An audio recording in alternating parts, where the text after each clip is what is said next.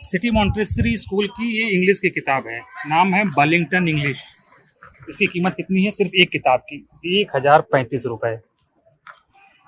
तो माननीय सरकार जी, अगर अब्दुल टाइट हो गया हो तो स्कूलों को भी टाइट कर दो। इतनी महंगी किताबें। क्या शिक्षा अब सिर्फ एक सेवा रह गई है या मासूमों के भविष्य और अभिभावकों की जेब पर डकैती डालने का एक संगठित कारोबार बन चुकी है? नई शिक्षा नीति आई, नियम बदले और सरकार ने कह दिया कि पहली कक्षा में दाखिले के लिए बच्चे की उम्र 6 साल होनी चाहिए। नियम तो बन गया, लेकिन क्या सरकार ने उन प्राइवेट स्कूलों के मायाजाल को देखा जो 2 साल के बच्चे का एडमिशन तो ले लेते हैं, लेकिन पहली कक्षा तक पहुंचते पहुंचते उसे प्री नर्सरी और प्रेप जैसे न जाने कितने फर्जी पड़ावों में उलझाकर लाखों रुपए वसूल लेते हैं। आज की हमारी इस वीडियो में हम पर्दाफाश करेंगे उस किताब माफिया का जो न सिर्फ आसमान छूती कीमतों से आपकी कमर तोड़ रहा है, बल्कि कॉपियों के पन्नों में भी काला बाजारी का खेल खेल रहा है।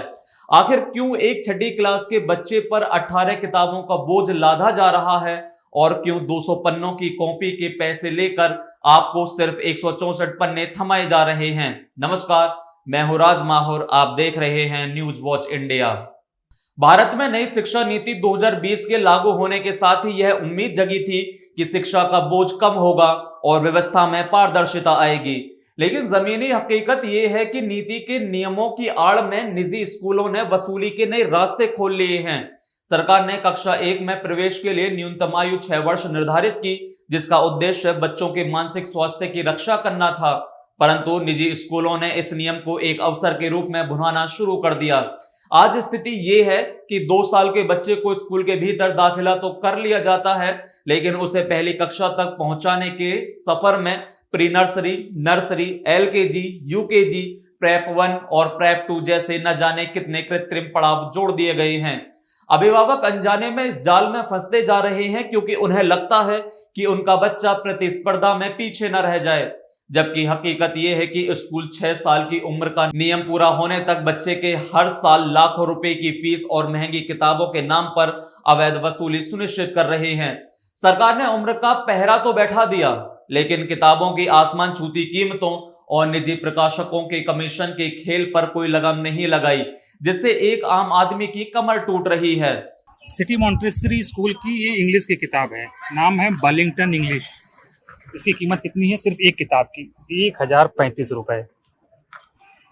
तो माननीय सरकार जी, अगर अब्दुल टाइट हो गया हो तो स्कूलों को भी टाइट कर दो। इतनी महंगी किताबें। अब्दुल टाइट होने के चक्कर में हिंदू टाइट हुआ जा रहा है।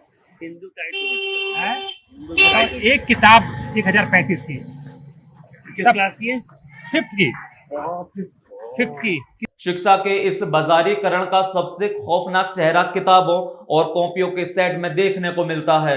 जहां केंद्रीय विद्यालयों में कक्षा 6 के लिए 1 या 2 मुख्य किताबें पर्याप्त होती हैं, वहीं निजी अंग्रेजी माध्यम के स्कूलों ने विषयों को टुकड़ों में बांटकर किताबों की संख्या 18 से 20 तक पहुंचा दी है। विज्ञान को फिजिक्स, केमिस्ट्री और बायोलॉजी की अलग अलग भारी भरकम किताबों में बांट दिया गया है, जबकि कोडिंग, प्रोग्रामिंग और सुलेख जैसी किताबों को जबरन थोप कर बुक सेट की कीमतों को 15,000 के पार पहुंचा दिया गया है। विडंबना देखिए कि कक्षा 8वीं के छात्र को भी 180 रुपए की सुलेख की किताब थमाई जा रही है, जो पूरी तरह से तर्कहीन है। इतना ही नहीं, कॉपियों के पन्नों में भी अब खुल्लम खुल्ला कालाबाजारी हो रही है। अभिभावक जब तय किए गए बुक डिपो से सामान लाते हैं तो उन्हें पता चलता है कि 200 पेज की कॉपी पर 90 रुपए की नई रेट स्लिप पुरानी कीमत छुपाकर चिपका दी गई है। जब उस स्लिप को हटाया जाता है तो असलियत सामने आती है कि अंदर पन्ने पर मात्र 164 हैं और मूल कीमत भी कम थी। यह सीधा सीधा अभिभावकों की जेब पर डबल डाका है, जहां दुकानदार और स्कूल प्रबंधन की मिली भगत से पन्ने कम और दाम ज्यादा का खेल खेला जा रहा है। बाजार में सामान्य तौर पर किताबों पर मिलने वाला 20 से 25% का डिस्काउंट इन अधिकृत दुकानों पर पूरी तरह गायब है और किताबें केवल अधिकतम खुदरा मूल्य यानी MRP पर बेची जा रही हैं। यदि कोई अभिभावक केवल किताबें लेना चाहे और कॉपियां बाहर से खरीदना चाहे तो विक्रेता उसे पूरा सेट लेने पर मजबूर करता है। हर साल सिलेबस बदलने का ढोंग रचा जाता है ताकि पुरानी किताबों का दोबारा उपयोग ही ना हो सके और हर साल नया कमीशन बनाया जा सके।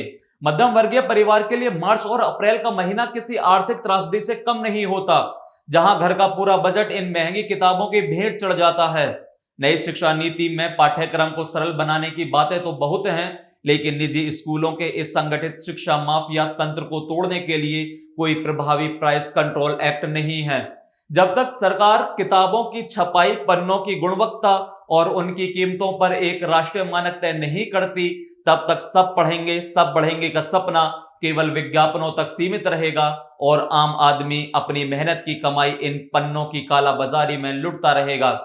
तो सीधा सवाल है और सरकार से है, क्या नई शिक्षा नीति का मकसद सिर्फ उम्र की सीमा तय करना था, या उन निजी प्रकाशकों और स्कूल प्रबंधकों के नापाक गठजोड़ पर लगाम लगाने की जिम्मेदारी प्रशासन की नहीं है, जो सरेआम एमआरपी का खेल खेलकर अभिभावकों को लूट रहे हैं। आज एक आम आदमी अपने बच्चे को अच्छी शिक्षा देने के सपने देखता है, लेकिन मार्च और अप्रैल आते ही उसका बजट किसी मलबे की तरह ढह जाता है। अगर किताबों के पन्ने में चोरी होगी और ज्ञान के नाम पर सिर्फ कमीशन खोरी चलेगी, तो हम आने वाली पीढ़ी को क्या सिखा रहे हैं? क्या प्रशासन इन अधिकृत बुक डिपो और स्कूलों की कमीशन के खेल की जांच करेगा, या फिर हर साल की तरह इस साल भी मध्यम वर्गीय परिवार इसी तरह खामोशी से लुटता रहेगा? अपनी राय कमेंट बॉक्स में जरूर दें और इस वीडियो को इतना शेयर करें ताकि सोए हुए प्रशासन के कानों तक पहुंच सके। बाकी वीडियो आपको कैसी लगी हमें कमेंट करके जरूर बताइए और चैनल को सब्सक्राइब करना भी ना भूलें।